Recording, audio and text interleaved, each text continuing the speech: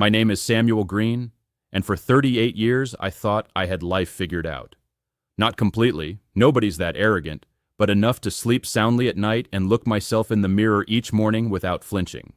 I was a mechanical engineer at Boeing in Seattle, the kind of guy who believed in blueprints and stress calculations and things you could measure with precision instruments. If you couldn't quantify it, graph it, or build a working model of it, then it probably wasn't worth worrying about. I grew up in a house where Sunday meant pancakes and the newspaper, not church pews and hymns. My parents, Bob and Linda Green, were good people, honest, hardworking, kind to their neighbors, but they kept their spiritual life, if they had one, strictly private. Dad fixed air conditioners for a living and spent his evenings tinkering with old motorcycles in the garage. Mom taught third grade and made the best apple pie in Tacoma. They raised me to believe that decent behavior and a strong work ethic were all the religion a person really needed. That philosophy served me well through college at the University of Washington, where I met Jennifer during a particularly brutal thermodynamics class. She was pre-med, brilliant in that quiet way that made you feel smarter just being around her. We got married 3 years after graduation in a simple ceremony at the courthouse. Nothing fancy, nothing religious, just two people promising to build something good together. By the time I was 38, we'd done exactly that. Our house in Bellevue had a 2-car garage, a decent yard where our kids could play, and a mortgage we could actually afford. Tommy was 8, all elbows and endless questions about how airplanes stayed in the sky. Sarah was 5, still young enough to think her daddy could fix anything that broke. Jennifer had her own practice now, family medicine, and still made me laugh every day with her dry observations about the absurdities of suburban life. I was proud of what we'd built. Not proud in a boastful way, but satisfied in the way a craftsman feels when he looks at a cabinet he's made with his own hands. Every joint tight, every surface smooth, built to last. We had date nights, family game nights, annual camping trips to the San Juan Islands. The kids were healthy and happy. Jennifer and I still held hands while watching movies. By most reasonable measures, I was winning at the game of life. But here's what nobody tells you about winning. Sometimes the prize feels smaller than you expected. Late at night, after the kids were asleep and Jennifer was reading medical journals in bed, I'd find myself standing in the backyard, looking up at the Seattle sky, and wondering what I was missing. Not wondering if there was more to life. I knew there was more. There's always more. But wondering if the more I was chasing was actually worth the chase. Don't get me wrong, I loved my family fiercely. Tommy's laugh when I'd chase him around the house, Sarah's tiny hand in mine when we walked to the park, the way Jennifer would absently reach for my coffee cup in the morning and take a sip without thinking about it. These moments felt real in a way that nothing else did. But between those moments, in the spaces where life was just routine and responsibility and getting things done, I sometimes felt like I was sleepwalking through my own existence. My colleagues at Boeing would joke about midlife crises, about guys our age buying sports cars or taking up rock climbing or having affairs with their secretaries. But my emptiness wasn't dramatic enough for any of that. It was more like a low-grade fever, something you learn to live with because it's not quite bad enough to stay home from work. A persistent sense that I was missing something obvious, something that everyone else seemed to understand naturally. I'd catch myself envying people who had passionate hobbies, or strong political opinions, or unshakable faith in something larger than themselves. Not because I wanted their specific obsessions, but because they seemed to inhabit their lives more fully than I inhabited mine. They had something to care about beyond mortgage payments and quarterly performance reviews and whether the kids were getting enough vegetables. Jennifer noticed, of course. She was a doctor. She noticed everything. "You seem restless lately," she'd say, looking up from her medical journals with that concerned expression that made me feel both loved and guilty. "Everything okay at work?" Work was fine. Work had always been fine. I was good at my job, respected by my peers, on track for promotion to senior engineer within the next few years. The projects were interesting enough. We were working on fuel efficiency improvements for the 737, the kind of incremental progress that might save airlines millions of dollars over decades. It mattered in an abstract way. But it didn't feel like it mattered. Not in the way that Tommy's scraped knee mattered when he needed a Band-Aid and a hug, or the way Sarah's bedtime story mattered when she was afraid of the monsters under her bed. I suppose what I was experiencing was what philosophers might call existential drift. Not depression exactly, but a sense of disconnection from the larger meaning of things. I had a good life by any reasonable standard, but I couldn't shake the feeling that I was living it at arm's length, like an actor playing a role he'd never quite memorized. The irony wasn't lost on me. I'd spent my entire adult life trusting in measurable realities, building my worldview on facts and evidence and logical reasoning.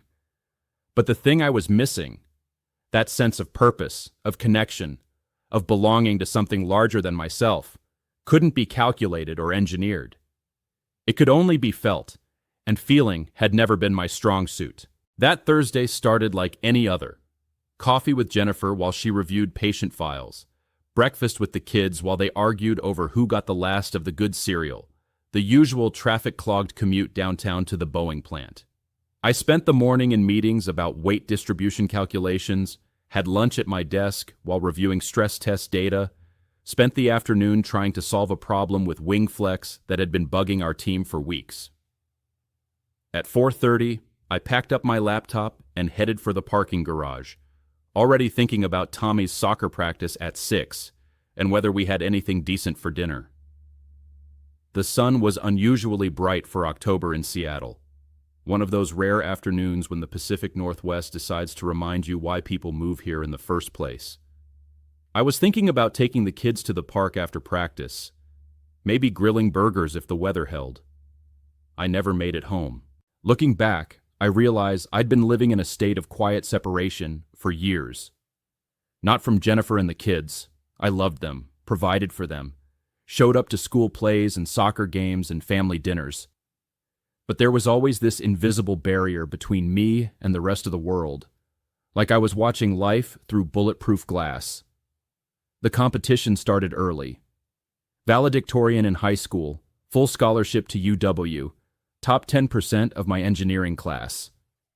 Every achievement felt like proof that I was winning at something, though I could never quite articulate what the game was or why it mattered. My parents were proud, Jennifer was impressed, and I learned to measure my worth in GPAs, salary bumps, performance reviews, and the square footage of our house. At Boeing, I was known as the guy who could solve problems nobody else wanted to tackle. Complex calculations, impossible deadlines, budget constraints that would make other engineers throw up their hands. I thrived on that stuff. Not because I particularly enjoyed it, but because success felt like the only reliable way to prove I deserved to exist. If I wasn't excelling, wasn't contributing, wasn't demonstrably better than the next guy, then what was the point of me?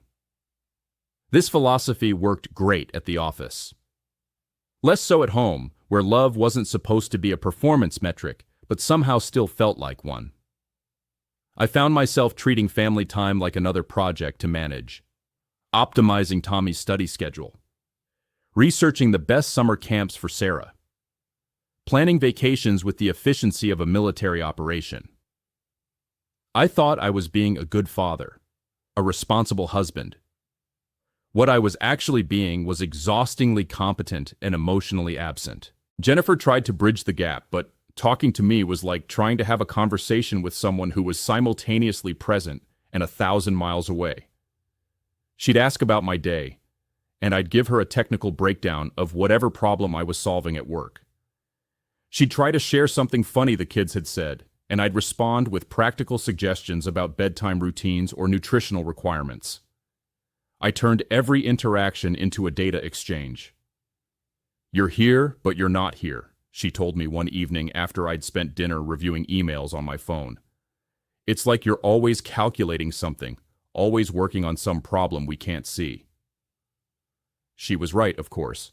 I was always calculating the mortgage, the college funds, the retirement investments, the optimal routes to avoid traffic, the most efficient way to load the dishwasher. I'd turned life into an engineering project, and while the project was running smoothly, I'd forgotten to actually live it. The kids adapted to my emotional unavailability the way children do, by working around it. Tommy would come to me with math homework because he knew I could help him solve problems, but he went to Jennifer when he needed to talk about the kids at school who were giving him trouble. Sarah would show me her drawings because she knew I'd praise her technique, but she saved her dreams and fears for bedtime conversations with her mother. I told myself this division of labor was natural, efficient even. Jennifer was the feelings expert. I was the logistics coordinator. But late at night, when the house was quiet and the day's problems were solved, I'd sometimes catch myself wondering when I'd become such a stranger to my own family. When had love become something I provided rather than something I felt? The answer was gradually, then all at once. Each small choice to prioritize efficiency over connection, each moment when I chose being right over being present, each time I treated my family like a well-functioning system rather than a collection of people who needed to be known and loved, it all added up to a life that looked successful from the outside, but felt hollow on the inside. That Thursday had been particularly frustrating. The wingflex problem we'd been working on for months was still unresolved, and the deadline pressure from management was increasing daily. I'd spent most of the day in meetings where everyone talked in circles without reaching any actual conclusions. By 4:30, I was ready to get home, help Tommy with his science project, and maybe take Sarah to the park before dinner. But as I was packing up my laptop, my phone buzzed with a text from Jennifer. Meeting with Sarah's teacher at 5. Can you pick up groceries? Need milk, bread, the usual. Then another message. Also, Tommy's soccer practice moved to 6:30. I felt that familiar surge of irritation, not at Jennifer, but at the constant stream of small logistical problems that seemed to define my existence. Nothing dramatic, nothing that couldn't be handled, just the endless administrative overhead of being a responsible adult. I fired back a quick response. Meeting might run late. Can you handle groceries? Looking back, I wish I'd said something different. Something that acknowledged her as a person rather than a project manager. Something that suggested I saw her efforts to coordinate our family's complex schedule as an act of love rather than an inconvenience. But I was already mentally reviewing the afternoon's engineering data, already strategizing about how to approach tomorrow's problems. The drive home should have been routine. I'd made the same trip from downtown Seattle to Bellevue thousands of times, knew every traffic light, every merge point, every shortcut through residential neighborhoods when I-45 was backed up. The late afternoon sun was particularly bright. One of those rare October days when the Pacific Northwest decides to show off instead of hiding behind its usual blanket of clouds. I was stopped at the intersection of 148th and Main Street, first in line at a red light, when I noticed the delivery truck in my rearview mirror. It seemed to be coming up fast, but that wasn't unusual. Delivery drivers were always in a hurry, always pushing the limits of safe following distance. I didn't think much of it until the truck didn't slow down. The impact came from behind and slightly to the left, catching my sedan at the worst possible angle. The physics were brutally simple. A fully loaded commercial truck moving at approximately 40 miles per hour versus a stationary Honda Accord. Mass times velocity equals force, and there was nothing my understanding of engineering principles could do to change the outcome. The world exploded in a shower of glass and twisted metal. My car was thrown forward into the intersection, spinning twice before coming to rest against a traffic signal pole. Everything that wasn't bolted down became a projectile. My coffee cup, my laptop bag, the stack of reports I'd been planning to review that evening. The carefully organized interior of my sedan turned into chaos in the span of 3 seconds. I remember being conscious for just long enough to understand what had happened. The steering wheel was pressed against my chest, making it hard to breathe. I could taste blood and smell gasoline and hear the hiss of escaping steam from what was left of my radiator. Someone was shouting. A woman's voice, probably from one of the cars behind me. But the words weren't quite making it through the ringing in my ears. My phone was buzzing somewhere in the wreckage, probably Jennifer calling about dinner or Tommy's practice schedule. I tried to reach for it, but couldn't seem to make my arm work properly. The afternoon sun was streaming through my shattered windshield, casting strange patterns on the dashboard, and I found myself thinking absurdly about the wing flex calculations I'd been working on that morning. Then everything went quiet. Not silent exactly, but muffled, as if someone had wrapped the whole world in cotton. The pain in my chest faded to something distant and manageable. The taste of blood disappeared. Even the bright sunlight seemed softer somehow, less urgent. I closed my eyes and thought about Jennifer, probably wondering why I was late. Maybe calling the office to see if I'd gotten held up in another meeting. I thought about Tommy, who'd be disappointed if I missed helping him with his science project. I thought about Sarah, who always asked me to read her bedtime stories in my special voices for all the different characters. For the first time in years, I stopped calculating, stopped planning, stopped trying to solve problems or optimize outcomes. I just existed in that moment of perfect stillness, feeling oddly peaceful despite everything that was broken around me. Somewhere in the distance, I could hear sirens approaching, but they seemed to be getting farther away rather than closer, as if I was moving in the opposite direction from all that noise and urgency and concern for what came next. The moment of impact came and went like a camera flash, brilliant, instantaneous, then gone. What followed wasn't the continued chaos I expected, but something far stranger. Absolute stillness. Not the stillness of death, but the stillness of standing outside time altogether. I found myself hovering about 10 feet above the wreckage, looking down at what had been my daily commute turned into a scene from someone else's nightmare. My Honda was barely recognizable, accordion folded against the traffic signal, with steam rising from its twisted remains. The delivery truck sat askew across 2 lanes, its driver already out and pacing frantically while talking into his cell phone. What struck me first wasn't the destruction, but the quality of silence surrounding everything. I could see people shouting, a woman in a blue SUV gesturing wildly toward my car, the truck driver pointing at something, a jogger who'd stopped to help. But their voices reached me as if through thick water, muffled and distant. It was like watching a movie with the sound turned almost off. Then I saw my body. Samuel Green, 38 years old, mechanical engineer, father of 2, husband to Jennifer, was slumped over the steering wheel of what remained of his car. There was blood on his forehead where it had struck the windshield, and his chest wasn't moving in the regular rhythm of breathing. His eyes were closed, his face peaceful, in a way I recognized but couldn't remember ever seeing in mirrors. The strange thing was how detached I felt from that figure behind the wheel. It was clearly me. I recognized the shirt I'd put on that morning. The wedding ring Jennifer had slipped onto my finger 9 years ago. The small scar on my left hand from a childhood accident with a bicycle spoke. But looking at my own body felt like looking at a photograph of myself from years past. Interesting, but somehow no longer relevant. I tried to move closer to the accident scene and discovered I could drift wherever I focused my attention.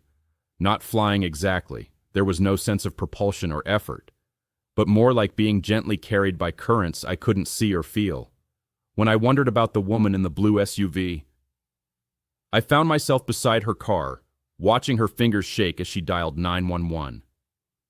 When I thought about the truck driver, I was suddenly near him, observing the way he kept running his hand through his hair while describing the accident to the emergency dispatcher.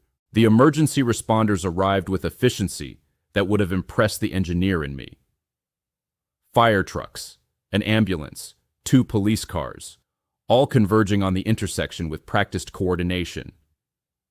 I watched the paramedics work on my body with the same detached curiosity I might have felt observing a complex mechanical procedure. One of them, a young man with careful hands, checked for a pulse while his partner prepared equipment I didn't recognize. "No heartbeat," he called out to his team, Let's get the defibrillator ready. They cut away my shirt and attached electronic pads to my chest. The machine made a high-pitched whine as it charged, then delivered its shock. My body convulsed once, then lay still again. They tried twice more before loading me onto a gurney and into the ambulance. Still working, still trying to coax life back into what everyone could see was probably a lost cause. I followed the ambulance to Overlake Medical Center, floating alongside it effortlessly as it wove through traffic with sirens blaring. Inside, I could see the paramedics continuing their efforts. Chest compressions, injections, more attempts with the defibrillator. The younger paramedic kept checking his watch and making notes on a clipboard, the kind of precise documentation I'd always appreciated in my engineering work. At the hospital, they wheeled my body into a trauma room where a team of doctors and nurses took over. The lead physician, a woman with graying hair and intense focus, directed the organized chaos of emergency medicine. Someone was pushing drugs into an IV line. Someone else was preparing a ventilator. The heart monitor showed nothing but a flat green line. "How long has he been down?" the doctor asked. "Approximately 22 minutes since initial impact," the paramedic replied. "Multiple defibrillation attempts en route. No response to epinephrine or atropine." I understood what those words meant, had read enough medical journals over the years to know that 22 minutes without a heartbeat meant brain damage, meant that even if they managed to restart my heart, Samuel Green as I'd known him was probably gone.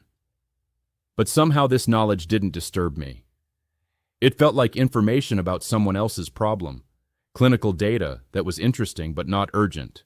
What was urgent was the growing awareness that I was no longer bound by the rules that had governed my existence for 38 years.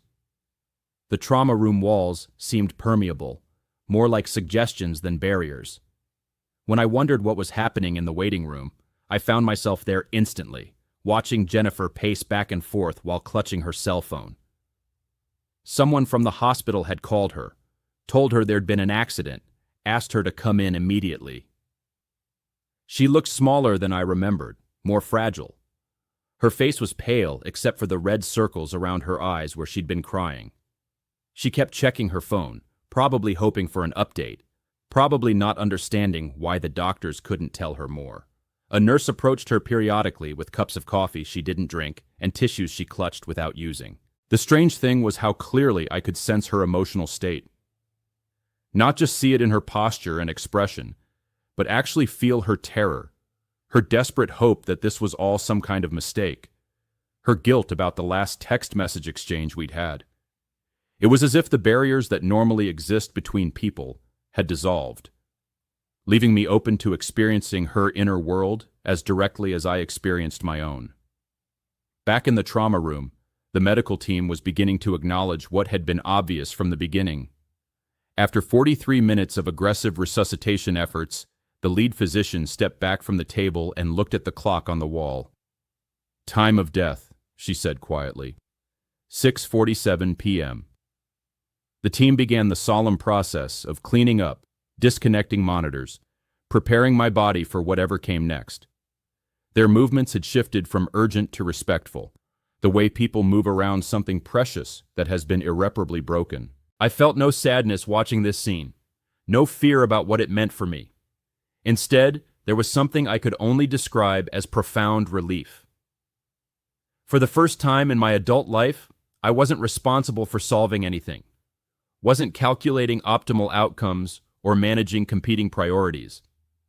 The endless project of being Samuel Green, husband, father, engineer, provider, problem solver, had finally been completed. The quality of light in the trauma room began to change, becoming softer, warmer, more alive somehow. The harsh fluorescent illumination that made everyone look slightly gray was being replaced by something that seemed to emanate from everywhere and nowhere, like the gentle glow that fills the sky just before sunrise. I understood, without being told, that something new was beginning. The life I'd known, with its careful routines and measured successes and quiet desperations, was finished. But rather than an ending, this felt like the moment when a door that had always been closed finally swings open, revealing a room you never knew existed, but somehow always expected to find. The last thing I saw before leaving that hospital room was Jennifer, still pacing in the waiting room, still hoping for news that would never come. I wanted to tell her that I was okay, that the separation she was about to experience wasn't really a separation at all, just a different way of being connected. But she would have to discover that truth in her own time, in her own way. For now, I was being drawn towards something else entirely. Something that made the drama and urgency of the emergency room seem like a distant memory from someone else's life. The space I entered defied every concept of place I'd ever understood. There was no ground beneath my feet, no sky above, yet I stood perfectly stable in what could only be described as pure existence made manifest. Everything around me pulsed with a living rhythm, not light in the way sunlight illuminates objects, but light that was itself consciousness, awareness given form and color and motion. The air, if it could be called air, sang with harmonies that weren't quite music, but something deeper than sound. Every particle seemed to vibrate with intention, with meaning, with a kind of cosmic contentment that made my 38 years of searching for purpose seem like a child's game of hide and seek with something that had never been hidden. I had no body in the conventional sense, yet I was more present, more fully myself than I'd ever been in physical form. The constant background noise of my engineering mind, the calculations, the problem solving, the endless analysis, had simply vanished, replaced by a clarity so pure it felt like finally taking off glasses I hadn't realized I'd been wearing. That's when I became aware of the presence. It didn't approach from any direction, because direction had no meaning in this space. It was simply there, and had always been there. And I was suddenly aware of it the way you become aware of your own breathing when someone draws your attention to it. The presence wasn't separate from the luminous environment around us. It was the environment, the consciousness that gave rise to everything I was experiencing. If I had to describe what I saw, I'd say it was like looking at the sun, if the sun were made of pure love instead of nuclear fusion. Not blinding, but so radiantly beautiful that every part of my being wanted to merge with it completely. Colors that had no names flowed through and around the presence, not just the visual spectrum I'd known on Earth, but hues that seemed to represent emotions, memories, possibilities, dreams. Samuel, the presence communicated, though no words were spoken. The message arrived not through my ears, but through every aspect of my awareness simultaneously.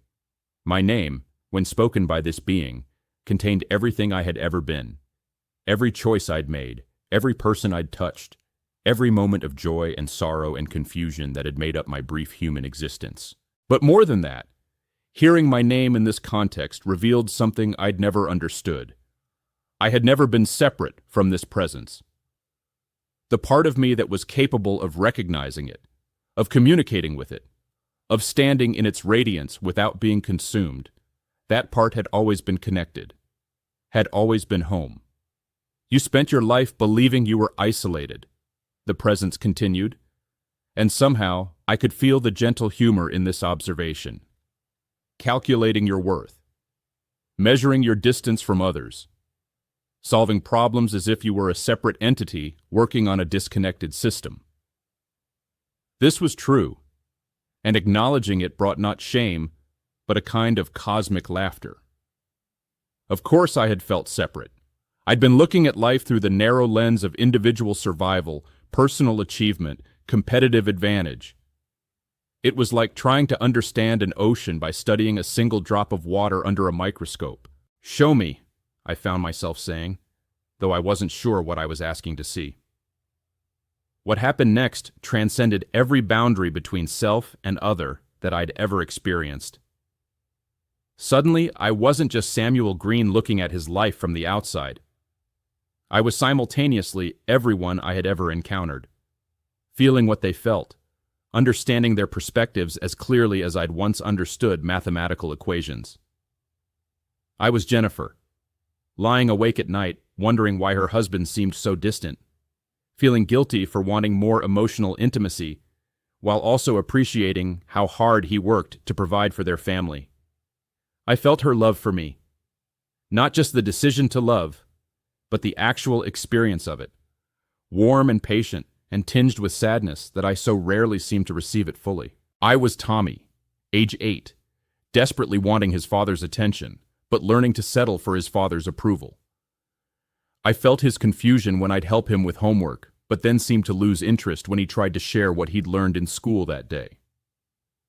I experienced his child's logic that maybe if he got better grades, maybe if he asked more interesting questions, maybe if he tried harder, he could break through whatever barrier seemed to keep his dad's heart at arm's length. I was Sarah, age 5, practicing her drawings before showing them to me because she'd learned that I responded better to finished products than to creative processes. I felt her delight when I praised her work, and her bewilderment when I'd then immediately shift attention to some practical matter, like whether she'd brushed her teeth or finished her vegetables. But it wasn't just my immediate family. I experienced myself as the delivery truck driver who'd hit me, felt his horror and guilt in the moments after impact, his desperate wish that he could somehow undo what had just happened. I was the paramedics working frantically to restart my heart, their professional dedication mixed with personal frustration when their efforts failed. I was even the emergency room doctor who'd pronounce my death, feeling her quiet sadness at losing a patient despite knowing she'd done everything possible. Each perspective I experienced revealed the same fundamental truth. None of us had ever been as separate as we'd believed. The boundaries between self and other, the competitive dynamics I thought were natural laws of existence, the sense of isolation I'd carried like a weight in my chest. All of it was based on a profound misunderstanding of what we actually were. "Do you see?" the presence asked, and I did see, with a clarity that made my years of engineering precision seem like fumbling in the dark. We were all expressions of the same consciousness, the same creative force that was the source and substance of everything that existed. The love I'd spent my life trying to earn, measure, and optimize was actually what I was made of. The connection I'd yearned for without knowing how to achieve it was the fundamental nature of reality itself. But I hurt them, I said, thinking of all the moments when my emotional unavailability had caused pain to the people who loved me most. I was so focused on being successful, on solving problems, that I missed the whole point of being alive. "You were learning," the presence replied, and I felt such infinite compassion in this response. Every soul learns differently. Some learn through opening, some through closing first and then opening. Some learn through giving, some through receiving, some through the friction between what they seek and what they resist. There are no mistakes, Samuel. There are only experiences that teach you who you really are. I felt tears that weren't quite tears, an emotional release that had no physical component but was more real than any crying I'd ever done on earth. All those years of self-judgment, of feeling like I was failing as a husband and father, of believing that my difficulty with emotional intimacy made me fundamentally flawed. All of it dissolved in this ocean of unconditional acceptance. The engineer in you wanted to fix everything, the presence continued. But life wasn't a problem to be solved. It was a dance to be danced, a song to be sung, a story to be lived. You were so focused on getting the steps right that you forgot to feel the music. And suddenly, I could feel it. The music that had been playing all along, the rhythm that connected every heartbeat, every breath, every moment of love freely given and gratefully received. It was the same rhythm that pulsed through this luminous space, the cosmic heartbeat that made all existence possible. "Will you remember this when you return?" the presence asked, and I understood that I was being offered a choice. I could remain in this place of perfect understanding, or I could go back to the complex, confusing, beautiful challenge of being human, but this time with the memory of what I'd learned here. Looking at that choice, I thought of Jennifer in the hospital waiting room, still hoping for news that would never come. I thought of Tommy and Sarah, who would grow up wondering why their father had left them, never understanding that love transcends physical presence. I thought of all the people I might yet encounter who were struggling with the same sense of separation I'd carried for so long. "Yes," I heard myself say. "I'll remember." The presence smiled, not with a face, but with everything around us, and I felt myself being gently drawn back toward the world of time and space and individual identity, carrying within me the unshakable knowledge that separation was indeed an illusion, and love was indeed what everything was made of. Within this luminous space beyond space, the presence began to show me something that shifted my understanding of existence from its very foundations. It wasn't a vision exactly, but rather a direct knowing that expanded outward from the core of my being, like ripples in still water. I saw the vast interconnected web of all consciousness, not as separate beings occasionally touching each other, but as a single, unified awareness experiencing itself through countless individual perspectives. Every soul I had ever encountered, every life I had glimpsed, every consciousness that had ever existed, was revealed to be a facet of one immense diamond of being, each reflecting the whole while expressing a unique aspect of infinite love. The engineer in me grasped for analogies to make sense of what I was experiencing. It was like discovering that what you'd thought were separate instruments in an orchestra were actually different voices of a single, unimaginably complex symphony. Or like realizing that every wave on the ocean, while distinct and individual, was ultimately the ocean itself expressing its nature through movement and form. Why didn't I understand this before? I asked the presence, feeling a kind of cosmic homesickness for a connection I'd never known I was missing. "Because you came to learn through separation," came the reply, infused with infinite tenderness. "How can you truly appreciate unity without first experiencing what it feels like to believe you are alone? How can you understand love without first feeling the illusion of its absence?" The answer arrived not just as information, but as lived experience. Suddenly, I was witnessing the purpose behind every moment of isolation I'd felt, every barrier I'd built, every time I'd chosen calculation over connection. These weren't failures or mistakes. They were essential parts of a learning process so vast and intricate that my human mind could only glimpse its edges. I saw that my 38 years as Samuel Green had been like attending a school specifically designed to teach me what it felt like to be separate, so that when I finally remembered my true nature, the recognition would be complete and unshakable. Every moment of loneliness, every struggle to connect with Jennifer and the children, every night I'd stood in the backyard wondering what was missing. All of it had been preparation for this moment of absolute knowing. "Life is not a test to pass or fail," the presence continued, "but a dance in which every step, even the missteps, contributes to the beauty of the whole. You thought you were solving problems in isolation, but you were actually participating in a cosmic collaboration so vast that no individual perspective could comprehend its full scope. I understood then that every thought I'd ever thought, every word I'd ever spoken, every action I'd ever taken, had rippled out through the web of consciousness like stones thrown into a still pond. The impatience I'd shown with Tommy when helping him with homework hadn't just affected him. It had touched every parent and child throughout time who had struggled with the balance between nurturing and achieving. The distance I'd maintained from Jennifer hadn't just impacted our marriage, it had contributed to the collective human experience of learning to love across the barriers of individual fear and conditioning. More remarkably, I could feel how my mechanical engineering work, which had seemed so separate from spiritual concerns, had actually been a form of service to the whole. Every problem I'd solved, every system I'd improved, every small contribution to human technology and progress had been my soul's way of participating in the collective awakening of consciousness on Earth. But I was so closed off, I said, remembering all the opportunities for deeper connection I'd missed, all the moments when I'd chosen safety over vulnerability. I hurt people by keeping them at distance.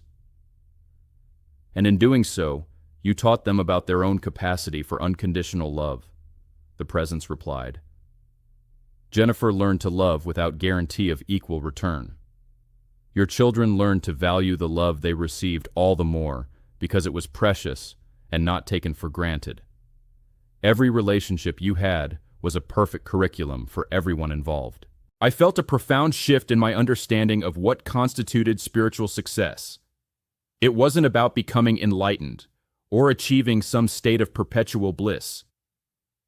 It was about fully experiencing whatever role your soul had chosen to play in the grand symphony of consciousness awakening to itself. Some souls learned through opening completely from the beginning.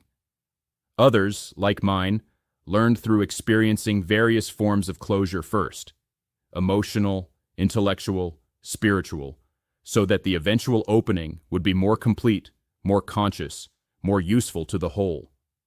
Neither path was better or worse. Both were necessary movements in the cosmic dance.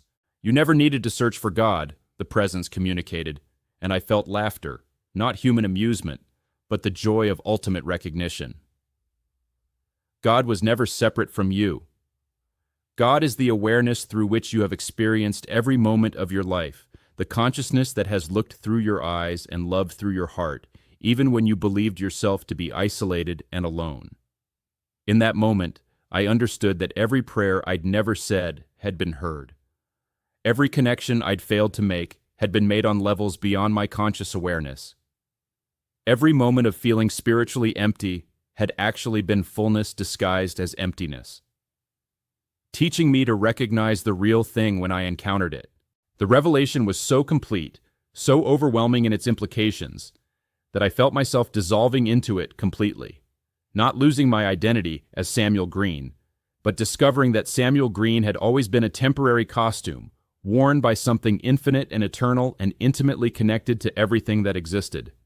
"This is what you'll take back with you," the presence said, and I understood that I was being prepared to return, not as knowledge to be remembered, but as presence to be lived. You will forget the details, but you will carry the essence. You will doubt the experience, but you will never doubt the love. I felt myself beginning to be drawn back toward the world of time and space, but now that world looked completely different. Not separate from this luminous realm, but as its expression in physical form. Earth wasn't exile from heaven. It was heaven in the process of remembering itself, one awakening consciousness at a time. "Go back now," came the final communication from the presence, not as words, but as a knowing that filled every aspect of my awareness. "Remember that every face you see is me looking back at you."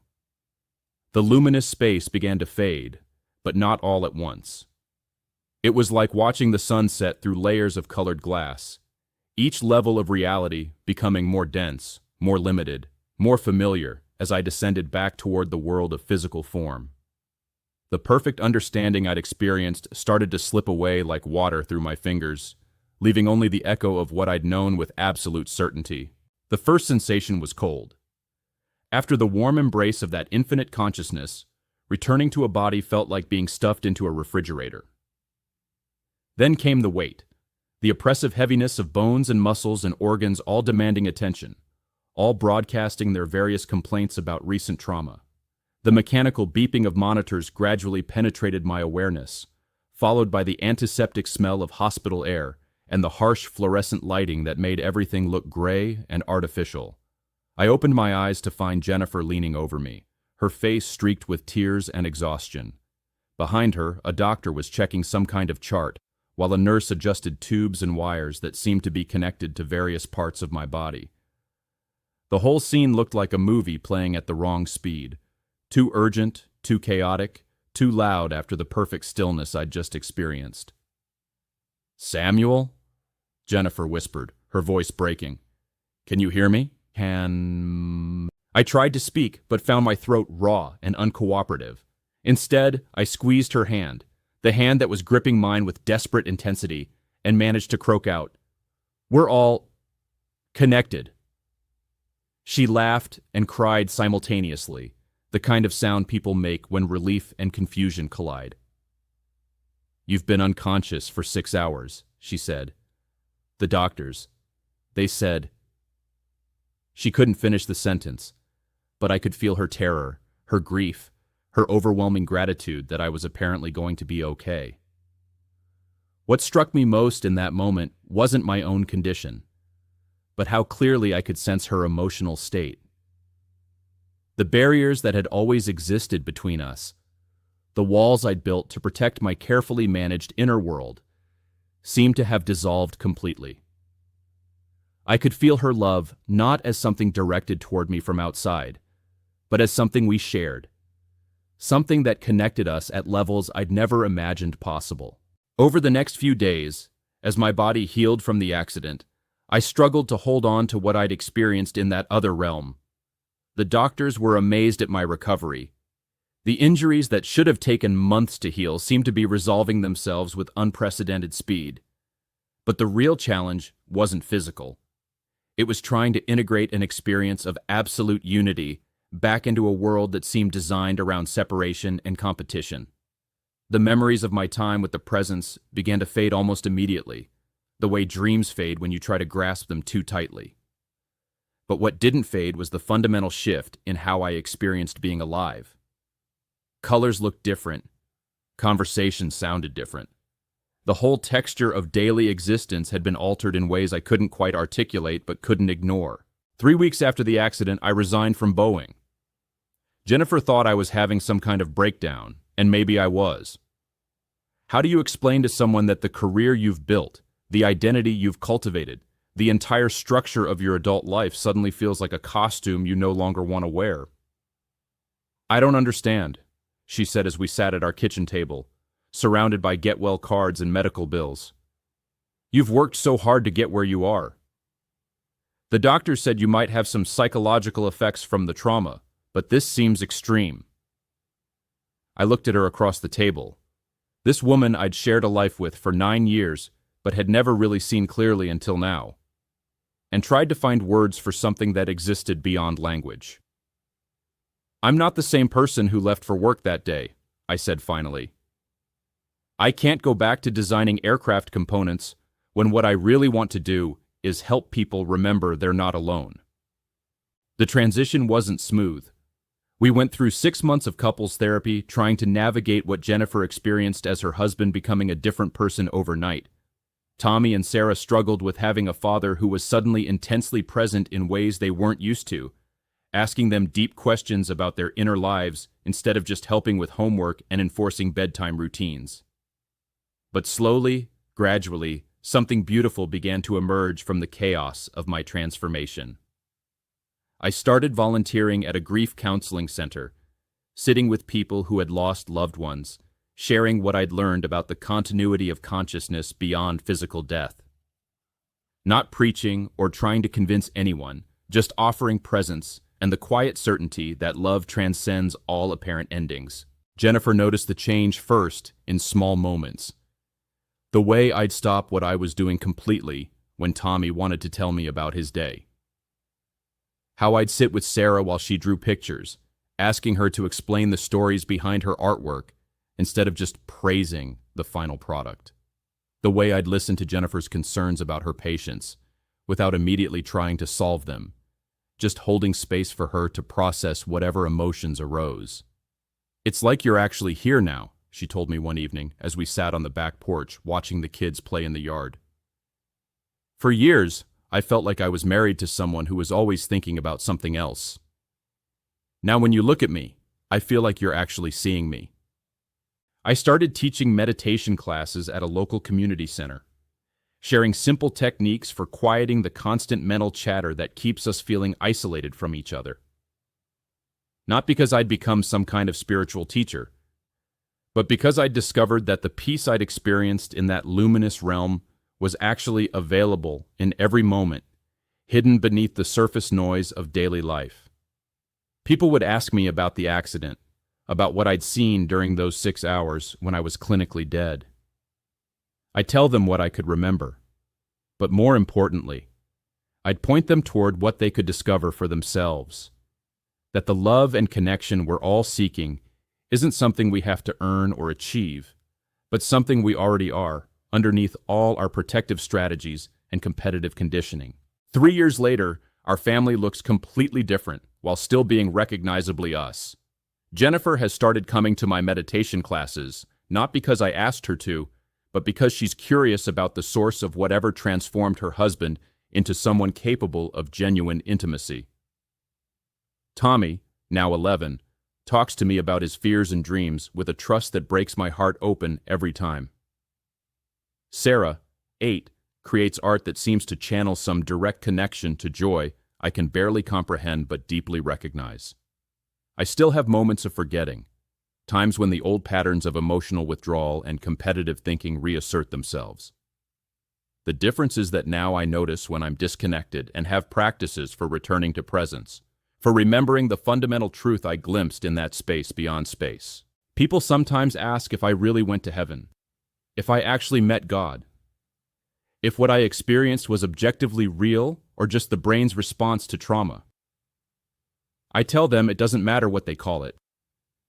What matters is that for 6 hours, I remembered who I really was beneath all the fear and performance and self-protection. I remembered that separation is an illusion, that love is the fundamental force that creates and sustains everything, and that every person I encounter is another facet of the same infinite consciousness I discovered within myself. The accident was 5 years ago now. Every morning when I wake up, there's a moment of disorientation, as I remember I'm back in this dense physical reality with its bills and schedules and endless small problems to solve.